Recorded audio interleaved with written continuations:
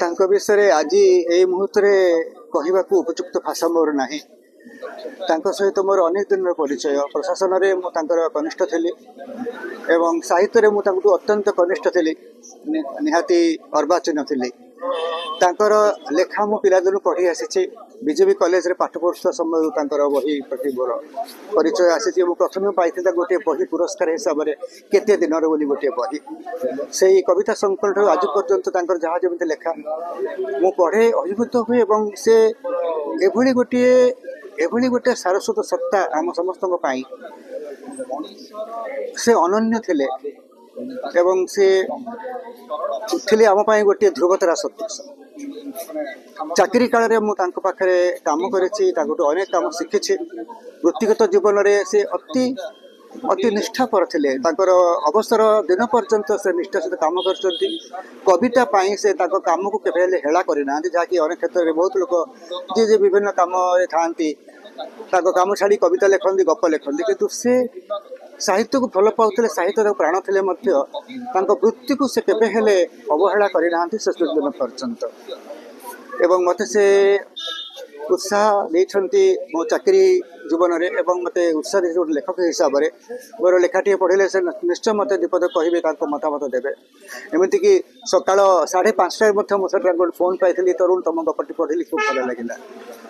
से जड़े अनन्य पुरुष थे से सबुदिन बंची रहे आम मान हृदय भितर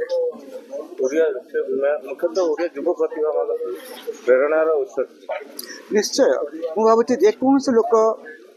आम ओडिशार जे बहीपत्र पढ़ापढ़ी करे से पढ़ी भल पाई जेकोसी व्यक्ति जे कविता लिखुंट गप लिखुंट जहाँ कि लिखुंट से मैंने अनेक शिखती लेखा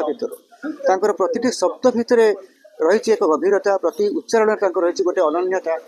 एवं एभली कौन लेखक नहांती जे पढ़ी ना लेखा को प्रत्यक्ष व परोक्ष भाव में लेखा को आहरण न कर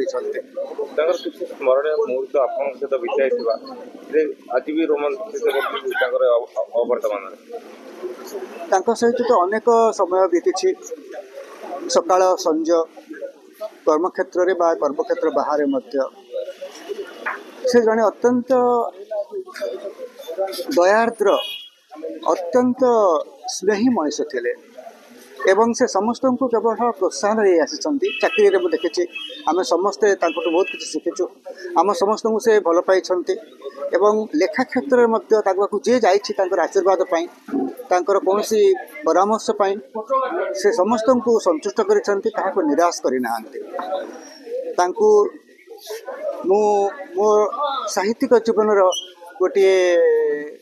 दिगबारणी बोली मन करे आज सका पढ़ुली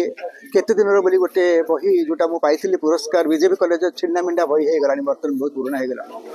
से गोटे कविता अच्छी पढ़ुली से कहते जे मोर देह धीरे धीरे अवक्षय हो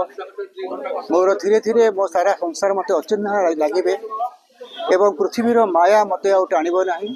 एवं मोर आत्मा मुक्त है नश्वर पृथ्वी विदाय नेब एवं से मोर दुख किसी ना केते दिन ये कविताटी 50 वर्ष से लिखी से कविताटी आज पढ़ी और भाविली जे रमाकांत रथंकर मृत्यु ना